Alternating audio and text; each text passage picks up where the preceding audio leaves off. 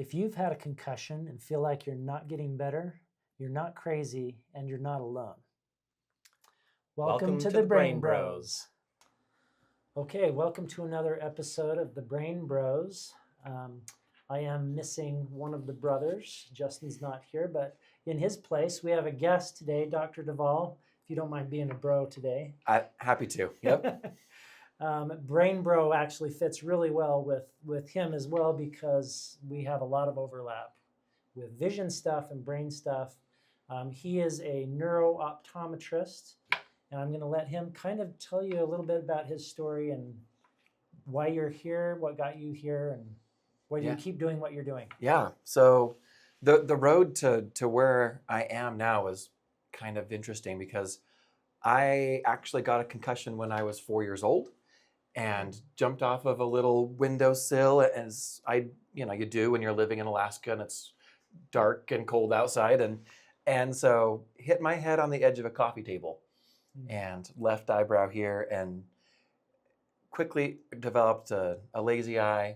So we flew back down from Alaska to Utah, did the surgery, eyes were straight, and I thought that was kind of the end of my journey, but spent the next 20 years with light sensitivity and nausea and dizziness and no depth perception.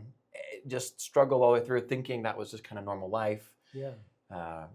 Devin getting sick in the car was just a normal thing, right? Those are the cards I was dealt, and didn't actually figure out there's something I could do about it until I was in optometry school. There was a doctor right before that I was working with in Provo. He did my evaluation, and he was like, "You should be seeing double." And I was like, "Nope, not seeing double." "You sure you're not seeing double?" I'm like, "Well, if I read for more than like 10 minutes or whatever, then yeah, I'll see double like everybody else." And like, newsflash, no one else gets tired or goes double. Yeah, it's not happening. I had just been listening and memorizing everything as it kind of went along, and did okay up until got to BYU, and apparently they don't teach everything in class. You have to read the book, which I thought was kind of rude. So anyway, muddled through, made it to optometry school because the doctor told me you need vision therapy, and I was like, cool. What is that? I've actually worked for you for a couple of years and haven't heard of it before. He's like, I don't offer it, but they offer it at optometry school. So went. They told me you definitely need vision therapy. And then 6 months later, I remember walking into a grocery store, and I left without a headache. And as I was like walking out to the parking lot, I was like, I don't have a headache. I always have a headache when I leave. Oh. Something that we're doing is working. and that was kind of my first realization. Even though I was not a great patient, I was focused mostly on my schooling. The rehabilitation and the nausea, the dizziness, the light sensitivity, the overwhelm all got better or went away. And I was like, where has this been? I should have done this when I was 4 and not 24. So let's be that doctor that I'd wished I'd met when I was 4. Yeah. So did extra schooling after schooling in Memphis, Tennessee. Then I went out to Kansas, did a residency, and then came back here and started to practice in Provo.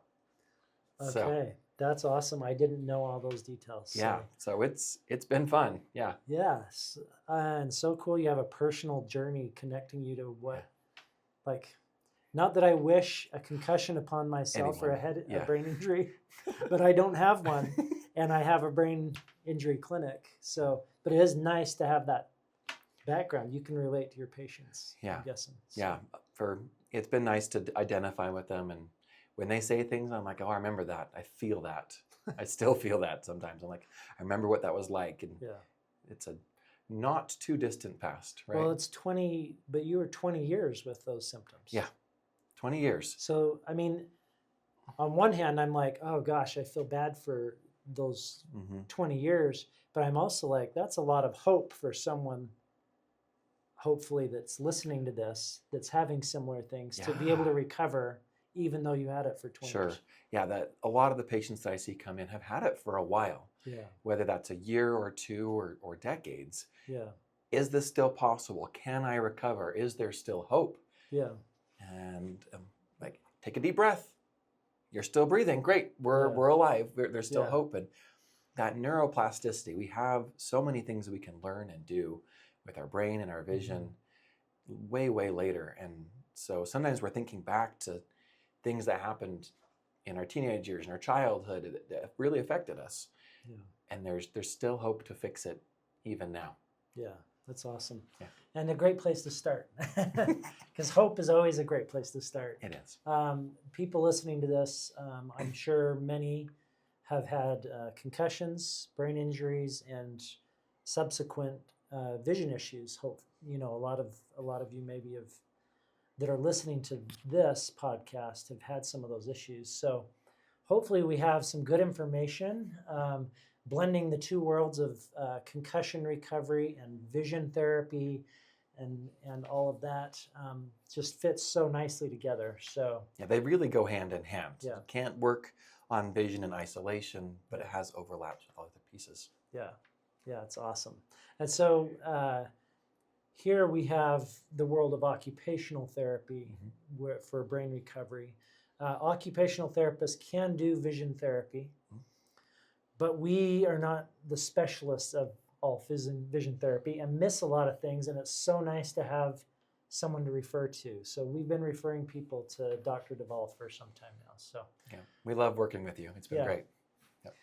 Maybe you could help our listeners understand the connection between vision and brain, maybe just to start off. Yeah. So yeah, we typically will think of vision kind of like a camera, and we have a camera, we have the film, and we develop it. And it has more pieces than that, because you start with the eyes, head to the retina, and then go back all the way to the visual cortex, the occipital lobe of the back. Yeah. And then you've got to process it forward. And so you end up in all the other lobes, the temporal, the parietal, and then back in the frontal lobe again. Even just planning your next eye movements are here in the frontal fields. So by the time you've gone back and then forward, you've got vision centers in about 80% of your brain, and about 50% of your processing is vision for that cortex. So there's a lot of centers that go along with vision, because there is no film in the back of your brain. There's no one spot where you could pull it out and see how it developed, right? There's all these little cells that produce little signals that create an image and then create meaning from it. Yeah. And how we process all of that becomes vision. So vision is the way that you touch the world.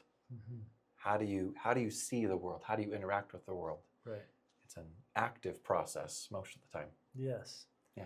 So a lot of the patients that we see here at our clinic, they will come and they will often ask questions of, okay, I've been to my vision doctor. Yeah. And it may be an optometrist or an ophthalmologist, but they're saying, I still have 20/20 vision, but things are different after I hit my head. Absolutely. And they're telling me I'm fine, but I know I'm not. And so if anyone falls in that category and is listening to this, what would you say to them? How would you explain it to them? Yeah, the number of times people have come in and said, they tell me that it's all in my head at this point, and it's and it is, but it's your brain, it's your eyes, and boy, you are not alone. There are a lot of different types of eye care professionals that you can see, and it will depend on what you get, depending on where you go. If you start an ophthalmologist, just as we clarify some of the terms here, so an ophthalmologist, they go to medical school first. So that's 4 years of medical school. They'll get between 10 to 40 hours of ophthalmology related training in those 4 years. So they're kind of ready to treat the body head to toe when they graduate, and then they'll move on and do a residency. And it's usually a 3-year residency to work on something like glaucoma, or be a cataract specialist, or a corneal specialist. Okay. Like I've got a couple of friends who are strabismus surgeons. So yeah, there are lots of different ways to specialize from there. That tends to produce not a functional, but a structural or surgical perspective. And so is there a pathology or a disease that we need to address? Is there a structure that's broken or ruptured that we need to fix? If there is, then surgery or medication is often the way to go. Right. And so a great training, but a different emphasis. Yeah. And then when you move out into the world of general optometry, you have a wider scope of what you're doing that's non-surgical. Mm-hmm. And so optometrists are not allowed to do surgery in most states, in most cases. Yeah. But they'll do things like glasses and contact lenses, just like an ophthalmologist could. Right. They can also treat diseases like ophthalmology can. And so they're going to do a lot of the things that you need on a regular basis Mm-hmm. outside of surgery. Right. But they may or may not specialize in any one department. Right. So what I do as a neurooptometrist is my emphasis is on the function and how the brain works with the eyes. Mm-hmm. So yes, 2020, congratulations. Mm-hmm. The first step in the process looks good. Yeah. You've got this part. The lens part of your camera is working good, but the processing part, it may not be, or probably isn't. 2020 vision, most people will have heard of as perfect vision. That means you can read the 20 size letter from 20 feet away. And that's all it is. It's a specific distance of 20 feet and the size of a letter. And it's not even perfect. There are smaller letters. You can do 2015 or 2010 or 28. Right. And those are all smaller. But if you've checked that, then it's possible to have one thing work perfectly and the rest not work, right? Right. And so as a neurooptometrist, my job is to figure out how well the eyes coordinate together, how they process, and how those eyes and brain work together. Okay. And so that's typically a process of most neurooptometrists, and you'll hear them defined other ways as well, sometimes a developmental optometrist or behavioral optometrist. Mm-hmm. Sometimes people shortcut and call us vision therapists. Mm-hmm. All of those are terms that may apply, but usually you'll go on and do a residency in vision development and vision rehabilitation for a year. Yeah. Or you'll do a board certification process, and that's a 4-year process. So I did both of those, just because I wanted to make sure I was providing the patient's best training that I possibly could. Yeah. So did both of those, and it provides a special kind of niche and understanding of how the brain works with the eyes and how do we develop it, or how do we put it back together after we've messed with it. Yes. Yeah.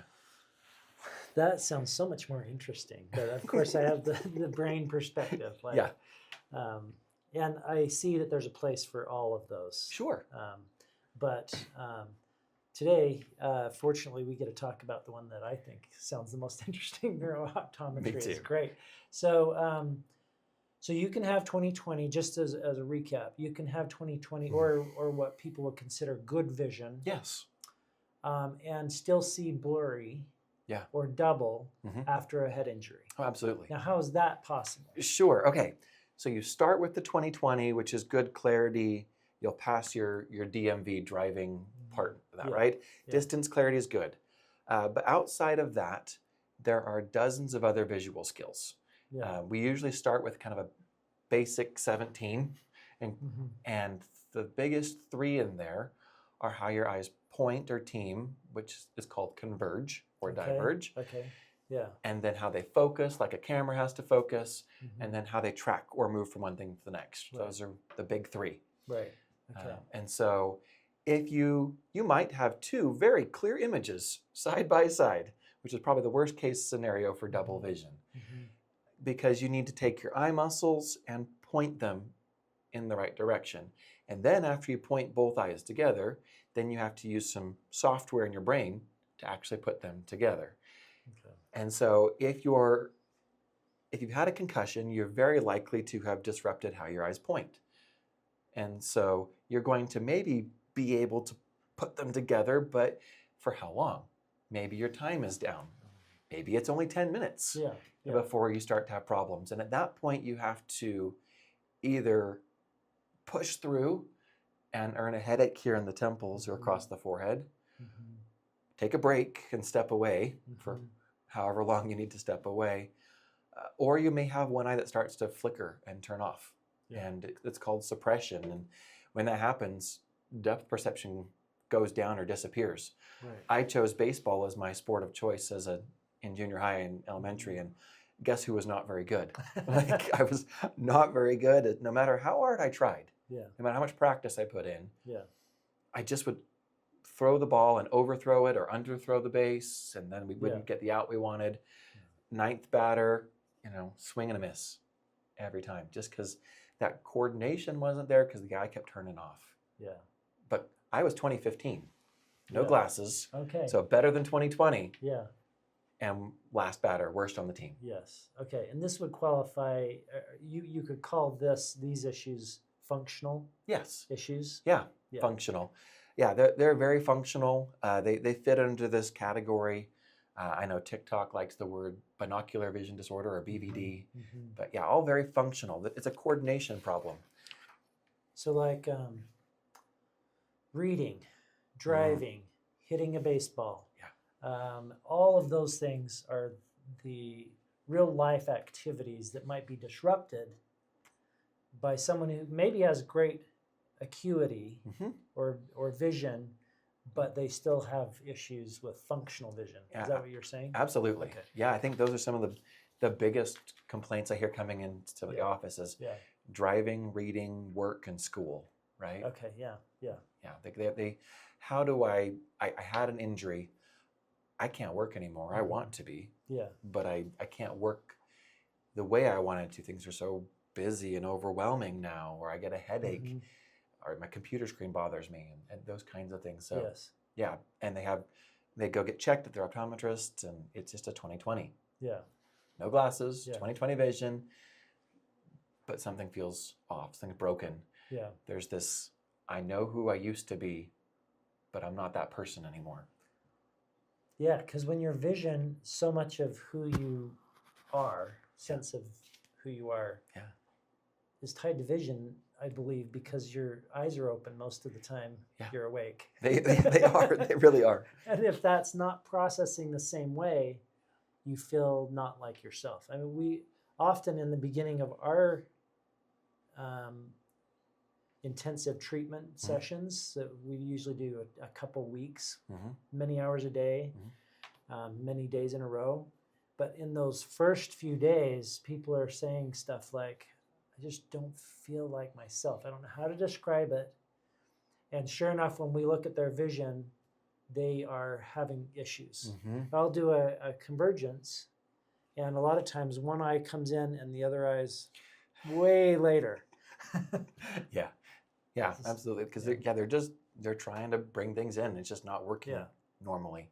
So they also say, like, okay, when you ask if I have blurry vision, I have to say I do and I don't. Like, it'll be blurry, but if I look at it, I can make it clear. Does that make sense? And I try to tell them, well, it's brain, not eyeball stuff, probably. Yeah. Right?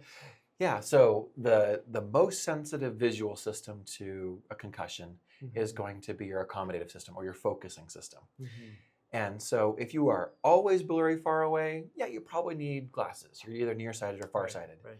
When people start talking about sometimes blurry, intermittent blur at the end of the day, then I'm like, okay, we're talking about those neural pathways that control a set of muscles and lenses inside your eyeball to help you focus up close. Yeah. It's the same ones that when you turn 40, this starts to get a little harder, right? Yeah. But before 40, this should work great. And even after 40, it should be stable and not up and down, sometimes clear, sometimes blurry. Yeah. And so they'll tell me, end of the day, I start having a hard time clearing things. I was fine in the morning. I was not blurry in the morning, but when I go to drive home, I can't drive home anymore because it's so blurry after being on a computer or working on something all day long. Yeah. And they get this just pressure right behind their eyes. And if they push through hard enough, they'll earn a headache here on the forehead as well. Yeah. But most of them talk about this pressure right behind their eyeballs that just kind of grabs the backside of their eyeballs. And it's a referred pain from the inside of your eyeballs trying to tell you, please fix this. Somehow we've got to get the nerves that control these muscles to talk again. Yeah. Okay, so this this is exciting for me to talk about because here at our brain clinic, we will often talk to people about when you have a concussion or a head injury. Certain neural pathways, including visual connected neural pathways, are disrupted. Yeah. And the brain knows that it's not okay to not work. Yeah. So it has its ways of dealing with the situation. Yeah. Which is, I feel like it's really nice. We call it neuroplasticity. It's great that the brain is flexible and can adapt when need be. But the adaptation that it comes up with in the moment is never as effective as what it was doing originally. Right. Yeah, there are, if you clog up the freeway, you're going to take surface roads to get where you need to go. Yeah. But it won't be as fast. It won't be as efficient. Yeah. And so people will often talk about how I can do what I need to do, but I'm just so exhausted doing it. I feel like I'm pushing so much harder than the person next to me.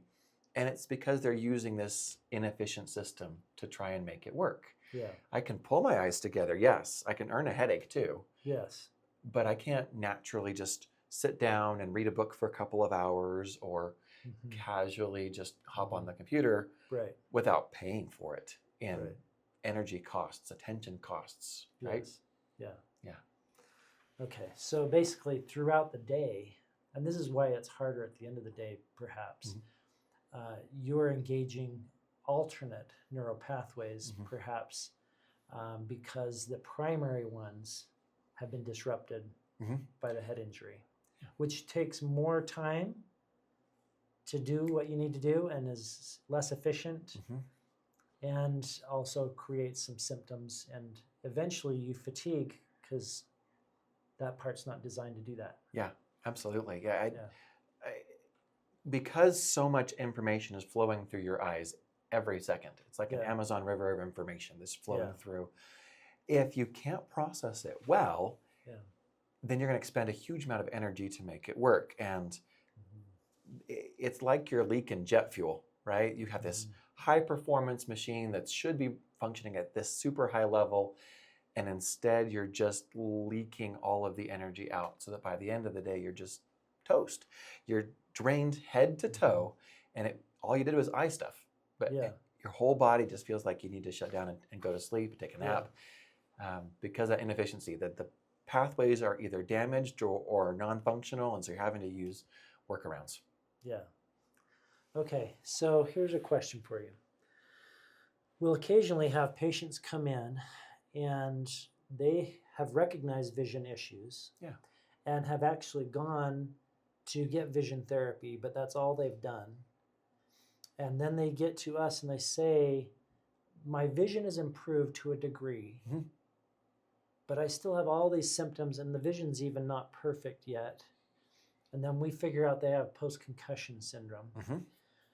What, in your opinion, is going on, and why do they need more than just vision therapy? Yeah, it definitely takes a village. So occupational therapy, they need to integrate that, and PTs, we work with them as well, the physical therapy. Speech therapists we work with as well for some of that cognitive processing. Some of our patients actually need counseling from the concussion as well. Then you add in, yes, the optometry part, but once you add those other groups in, then you can get the brain fully working together. Until you get all areas of the brain working efficiently, then you still have inefficiency in the software somewhere. And you're still expending extra information. So yes, vestibular often goes right along with the vision part. So very frequently after I'm down, I'm still nauseous or dizzy, but it's when I'm moving, it's not when the world is moving anymore. And so I'm like, great, your vision is held together by your vestibular. It's the cameraman. And if the cameraman can't hold still, then your vision's never going to feel normal. And so sending out to someone who can do occupational therapy, do a little vestibular work on them is going to be a key for them, and that will clear up a lot of the cognitive as well. But that brain fog, that brain inefficiency is just because there's still something in the software that needs to be debugged and fixed. Yeah, yeah. Okay. With post-concussion syndrome, we often have global symptoms. They're saying, well, I have vision issues, but I also have, word retrieval issues and balance issues, your vestibular stuff, and just the list goes on and on. It really does, yeah. So what I am trying to help any listeners understand is what is the best sequence of therapy. We've kind of recommended, if it's post-concussion syndrome, for example, let's treat because what we do in our clinic, occupational therapists are able to hit a lot of those areas simultaneously. So we'll be doing balance issues, and we'll be doing visual challenges, and we'll be doing word retrieval, verbal auditory challenges, and we'll throw in a lot of cognitive stuff. So we do a lot. Yeah. And the activities are usually simultaneously requiring all those areas. Right. Which really, I think, is one of the keys that helps the post-concussion syndrome brain start to get back on track. Yeah, that integration with all the systems, yes. Yeah, because if we were to do it in isolation, I feel like it doesn't work quite as well. But then we're left often at the end with certain areas that maybe haven't quite got all the way reset. Yeah. And often vision stuff is there. We're like, okay, we're super happy that you've progressed, but now you need to go get some more vision therapy. Yeah. Yeah. So, as far as when people do things, I'm usually telling them, what's your worst symptom? Let's knock out your worst stuff first. And then, as we can work on things together, let's do it. Often, I feel like my patients, as we start hitting some of those major problems, whether it's vestibular or it's neck or whatever it is, as we start bringing systems online, we get more bandwidth to do more therapies at the same time. Yes. Because if I'm like, I want you at OT speech and doing vision now too, they're like, great. I can't even keep track of my appointments, let alone the homework, or try and have a bandwidth to heal. Yeah. But as I start getting better, adding those therapies on, making sure that the finish line, we've got them all together. Yeah. It ends up working out okay. Yeah. Yep. Okay, great. Light sensitivity. Why it happens and what helps it? Sure. So with light sensitivity, you have 100 million bits of information that are hitting your retina every second. Yeah. And we can only process between 10 to 100 every second. And so we should be able to filter out a lot of this information. Yeah. But when you've had a concussion, you've had that axonal shearing where you've disrupted the neural connections, then your peripheral vision that's largely responsible for filtering information doesn't work as well with your central vision, which is responsible for identification. So if you're looking at how much the total vision, 6% of that center is central, and the other 94% of it's all peripheral. And that peripheral vision is responsible for filtering out what is important. If it works well, we move along fine. Right. If it's not working well, then we get really overwhelmed, either visually overwhelmed or emotionally overwhelmed. Yeah. And the last thing you want when you can't filter out is more. And so as you turn up that light intensity, add more light, it provides more information and more to filter. Okay. And so if we can either put sunglasses on, then that helps remove some of the information. But then it's hard to do that. It's hard to live in a dark room or with sunglasses on. It's not a great long-term answer. No, yeah. Like, I have patients come in who have had sunglasses on and a hat on in the clinic because it doesn't work great long-term. Yeah. And so working through and reestablishing that filter helps to help them be less light sensitive. So in some ways, it's a little bit like you have a computer and you've opened up your browser. Yeah. And you've been on there too long and you've opened up too many tabs. And then as you have too many tabs open, it bogs things down and there's too much going on. You just can't handle all of it. And so if we can cut some of that out, things work better. So light sensitivity is a culmination of everything's not working great. I'm not happy, and I'm going to make sure that you're aware. Mm-hmm. And Yeah. the brain's trying to tell us, hey, there's something you should really fix here. Yeah. But unfortunately, it doesn't respond to things like, medications or anything else like that. Mm-hmm. You really have to fix the underlying neurological problems, get the eyes pointing together, getting them focusing, getting them tracking. Mm-hmm. Once we establish those kinds of things, then we work on the processing. So I usually tell my patients when you come in, I can get your headaches, you're going to start going down first. Your double vision will go away. Mm-hmm. And the last thing that you're going to watch go away is the visual overwhelm, the light sensitivity, the nausea, dizziness. They are one big unhappy package of all that's happening out here peripherally and is not getting processed well. Yeah. And it's odd too, because your peripheral vision is also responsible for helping you understand what to address, right? Mm-hmm. So if you're out here looking at something and then something pops up in your vision, is it worth looking at? If your filter is working great, then yes, I go into the grocery store and this little shopping cart that's coming across, I need to pay attention to. But if it's not working well, then every light, every sound, every motion gets attention. Right. And because of that, everything that pops up gets addressed as a threat. It activates that threat response that I need to address it. Like fight or flight. And so your fight or flight gets ramped up, and then you're very anxious and nervous all the time. Oh. Why am I so anxious all the time? Who would have known it was vision? And vision's got a part to this. And so they are constantly feeling like they're threatened, unless they're like in a completely safe space all alone. Sure. But then like family parties with people you know and love and trust can still be a somewhat difficult place to be. Yeah. Can't get together for, a barbecue in the summer. Yep. And so as we work through and reestablish that, sometimes we can see things like anxiety and some of the depression actually come down as well once they can re-engage, because they start to feel more normal. They feel like them old selves again. Yep. And so, yes, part of that vision gets better, but the light sensitivity gets wrapped all in that same package. So this explains why many patients who have had head injuries struggle in restaurants, grocery stores, any event where there's lots of people, lots of stuff going on. Yeah, they I had one patient come in and her primary goal was to attend raves again. She was like, that's what I want to do. And I was like, okay, probably not top of my list, but that's what she wanted. And we got her back, right? I had another patient come in, wanted to go to Disneyland. Yeah. But it is that grocery store environment, and Costco on a Saturday is just their worst nightmare. Right. So, but as we can reestablish other skills, things we call like figure ground. What is important as I pull this out? Ground, what can I ignore?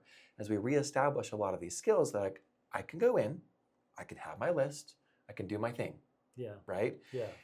In some ways, we want them to be able to ignore people at the store. Like, I think I've gone to the store and walked right by people that I've known. They're like, hey, are you going to say hi? I'm like, oh, sorry. I was just, kind of in the zone, just doing my thing. Your filter's working. My filter was working. We want their filter to work well enough that they can do what they need to do and not have to go to the store and just try and block everything out. I had some patients say that they would go to the store, pick up an item and look at it, and then have to put it back and go one by one through the grocery store to find what they're looking for, because they can't scan it and pull out what's important. Right. And so you want to be able to see things peripherally. Yeah. And not force yourself into like a tunnel vision situation, but see it, notice it, and then place value on it. Correct. Like, do I pay attention or not? Yeah, we want to know what's out here. We need to know what's out here. Driving, it sure helps. Sure, absolutely.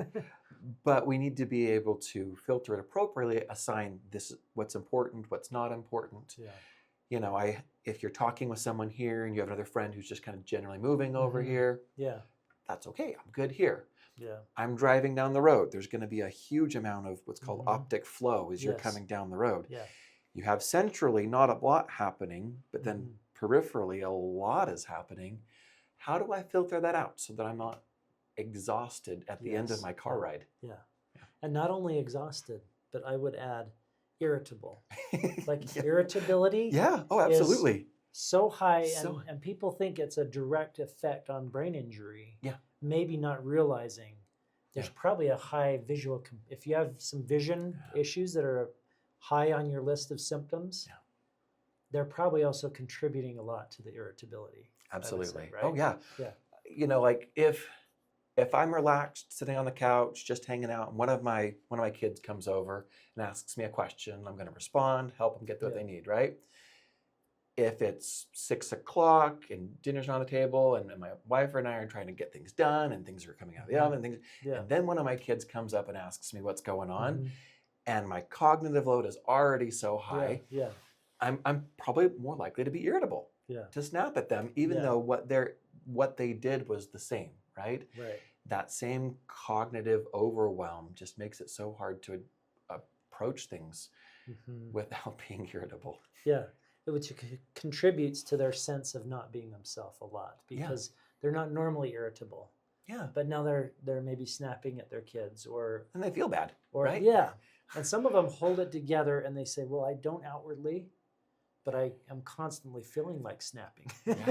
Or, I'm really irritated. Yeah, it's interesting. I didn't think when I was jumping into the world of optometry and rehab that I would be helping fix households sometimes, right? I've seen marriages on the verge of collapse because they're like, my husband just can't take this concussion anymore. Like, I am such a mess that I can't do what we're supposed to do. Our life plan is just so altered. He's getting ready to bail, right? And the lady I'm thinking of, she'd had a horse riding accident, and so we were trying to put her back together, got her feeling good, got the hat and sunglasses off so she could go outside again, and then she came back and she was like, life plan is back online, things are going good, and I was like, wow, I didn't, we're saving marriages too, right? So opening doors back up to college or jobs that they thought weren't possible to them, sports or hobbies. Growing up, I wanted to do sports and play sports, and like I mentioned, it was just so bad. I ended up doing other things that were not visual. I did swim, I did ballroom, I did music, all good things, but our life choices change when you can't do it. And once you get it fixed, get all the brain fog fixed, get all the vision fixed, open those doors back up and pursue those dreams. Oh, I love it. So, and it so coincides with the heart of a lot of what we believe here at the Brain Clinic, is that you want to exhaust all fix-it approaches before dealing with it. And just living with it. Yeah, there are ways to do that. But we can fix it. If we can fix it, that's so much better. To quality of life. And you don't want to wear sunglasses everywhere you go. No. You don't want to have to use your finger when you're reading to track. You don't want to have to write everything down because of memory issues. Now, that's not as much vision maybe, but there's so many with brain injury. There's so many approaches out there that are compensating or adapting, and saying you're gonna have to live with this, but we're gonna help you live with it. You need these things to help you live with it. And if it's headaches, it's medication. Let's just go through medication. Sleep medication, anxiety medication, depression medication, ADHD medication. They come into our clinic with many medications, and the vision stuff is, do audiobooks from now on, because reading, you used to love reading, but just do audiobooks from now on. And sunglasses, that's a typical one. And with driving, I've noticed also, and patients have told me they've noticed they're turning their head rather than moving their eyes. Do you experience that as well? They're having to just cope best they can and do things like they're in some cases they're coping all right, like they found ways to adapt, but they're not doing things the way that they would really want to be doing things. You know, we have ways that we can compensate in the world of optometry as well. We can give prisms, and sometimes when we have double vision, there are different. Tell them what prisms do. Yeah, prisms. So just briefly. Yeah, prisms will shift where the image is in space, so it makes it easier for your eyes to align.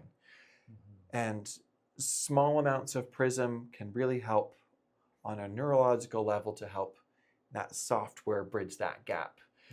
The problem with prism is as we start to moving higher and higher levels, not only are we moving the image horizontally or vertically, however we want to, in space to help align things, but prisms also have peripheral effects on your sense of space. And people will feel like they get nauseous or dizzy just from wearing the prism. So you have to be careful about how much you prescribe and when. And in some cases, you can give prism and patients will do what's called eat the prism. They'll wear it for a while, and then weeks to months later, they come back and say, hey, this isn't working anymore. And you give them more, and then you give them more. So you have to be careful about how you use the prism, but yoked prisms can be great to help change your sense of space so that things feel up and down and straight again. Help with alignment, help bridge that gap. A lot of times at my clinic, we're trying to move things along so that they can get the ultimate recovery. And the prisms, in my mind, are often a crutch. We need crutches at times. But if we could kick the crutch later, that would be better, right? Right. You break your leg, you might need a crutch for a bit. But the idea, I guess, ideally is to not need it. Need it for a while, then grow past it, back to more of your old self, right? So, so we'll do prisms sometimes. Tint and lenses can be helpful. We'll use FL41 anti-migraine glasses for a while sometimes, but again, end goal is to move through that, move beyond it so that we get better healing, and so we'll bring those on as we have to. Okay, let's just talk a little bit about some of the practical things people can do to help. Now, some of these are more accommodations. Like screen settings, environmental modifications, gradual exposure, those types of things. Is there a place for those? There's definitely a place for those. So gradual exposure, we want to make sure we don't go off and hide in a dark room, but that's not going to get us where we want to go. And you can't overwhelm. We'll talk about with the stoplight system at my office. There are activities you can do that are green, you'll do all day. It won't provoke any symptoms. Do those as much as you want. There are activities that are yellow and will cause symptoms, but you have a time frame that you can do those. Maybe it's doing dishes or making dinner or those kinds of things, where the green ones are more like audiobooks or yoga or walks, right? And then everyone's going to know what their red ones are already. You know, it's the driving or Costco or those kinds of intense activities that they know that it will immediately start producing symptoms. And if they start doing it for too long, they'll pay for it the next day and maybe the next day after that as well. So if we can work in that yellow zone of, all right, this doesn't feel great, but I'm feeling like we're moving beyond it a little bit. I've gone to the gym and my muscles are a little sore, but I didn't pull anything, right? Those kind of things, if we can push through that and do some grocery store shopping, but maybe like 10 o'clock in the morning when nobody else is there, right? Those kind of things can be helpful. Screen settings, you can turn down your screen so that it's not quite so bright. And then try and remove as many distractions as you can. If you're in a big room with a lot of people, if there's some way to put up a little cubicle so that you're feeling okay about what you're seeing visually, that's definitely going to help. And then a screen a little bit farther away is going to be more helpful. Vision strain is going to be exponential literally as you move closer. So even just backing it off a couple of inches, you'll want your monitor just slightly below eye line, making sure that it's a little farther away. All those things are going to help. And then we'll tell people to follow the 20-20-20 rule. Every 20 minutes, take a break for 20 seconds and look at something that's at least 20 feet away. And so if they can do that, those eye pointing muscles, those eye focusing muscles, get a quick chance to just take a break. Just Yeah. because the way God put us together, we weren't meant to be on screens or books for all day. Yes. We were meant to be out in fields and farming and hunting and, Well, outside is great. Too, outside is right? great. Go out, get outside, right? Yeah. I just imagine, and I've explained it this way, but I'm not as expert as you on the vision stuff, but your convergence, this is my weird example this is my eyeballs pointing at what I'm looking at. Yeah. But when you're in a room or on a screen, you have walls, maybe you have a TV and you have a screen, and these are all like set distances. Yeah. And I just imagine when you go outside, it's a game changer because now you have mountains, trees, and close stuff, but you have a lot more. Yeah, it's right? our vision is calibrated to be dynamic. Yeah. So if you can get your eyes to hold still long enough, literally the images will start to disappear on your retina because your brain's going to turn them off. So we have these little micro movements that are constantly happening in our eyes so that our eyes can stay engaged. Yeah. So if we're in an office, we're just in front of one thing, that's not very flexible. There's only one distance, right? Yeah. Where if you're out in the environment, you're having to respond to things at varying distances, varying speeds. Yeah. And our brain and eyes love that. We can use different systems and recruit, let this one rest, engage this one, and then circle back around. Yes. Yeah. I love it. A lot of the aftercare at our clinic gets people outside as much as we can because part of it is that vision piece. Like it's going to naturally require your vision to do a lot of the healthy things that it needs to do. Yeah. So, okay. Well, before we wrap up, I did want to ask, do you have like a success story or anything? Now, your personal story is a success story, but like a patient or anything that we could hear about, and then maybe a little message of hope. Yeah, sure. Yeah. The one that comes to mind is you say that I just barely finished working with I think he's 14-year-old kid. He got concussed in Hawaii playing football, and they've done what they could out there, and he just was not able to do school anymore, just not able to function. He had spent as much as he could, him and his mom, trying to find resources out there, and finally they just figured they couldn't do anything else in Hawaii. So they sent him to Utah Valley to try and get help. So his auntie lives out in Saratoga Springs, which is about a half-hour away, depending on traffic, from here. And so they sent him out here, and she found us and said, hey, what can we do to help him? He's got light sensitivity, visual overwhelm. He's not engaging with things anymore. And just really pretty miserable. Is there anything you can do? Yeah. And I was like, he sounds like he's going to fit right in. So we've been working with him. We started with him in, I believe, February. Yeah. And he's been coming in once or twice a week, working with us at the clinic. Yeah. And he just finished this last week. So he's headed home to Hawaii, and he's going to start school in the fall, and he can get back into it, get back into football, and get back into it. All those roads are open again. Yeah. And he's not even the worst case I've seen. Yeah. So if you've got a brain injury, if it happened a couple of weeks ago, a couple of years ago, or a couple of decades ago, it doesn't matter. There is still hope. There are still things we can do. If you feel like you have light sensitivity or dizziness, if you skip lines or letters, if you get headaches on the temples or across the forehead, especially if they get worse throughout the day or when you're reading, then reach out to me, right? Yeah. You can find us. How can we find you? Yeah, so if you go to newsightvt.com, that's V as in vision, T as in therapy.com, you'll be able to find us on the website and see what we can offer you. There's a lot that we can do. Sure. Is there like a consultation that you initially do if someone comes and they like, I don't know if you can help me or not, but I've got these things going on. Yep. The initial consultation, if you just mention the word concussion on the phone, they'll get you pointed in the right direction. We work with most of the major medical insurances, and so that initial eval is something we can usually work with them on. Yeah. And then I can tell you whether you need it or not. Yeah.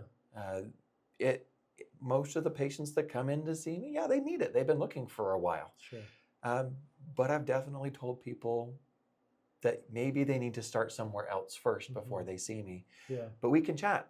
On my website as well, there's a symptom survey. There's a couple of them, but one's called the Brain Injury Vision Symptom Survey.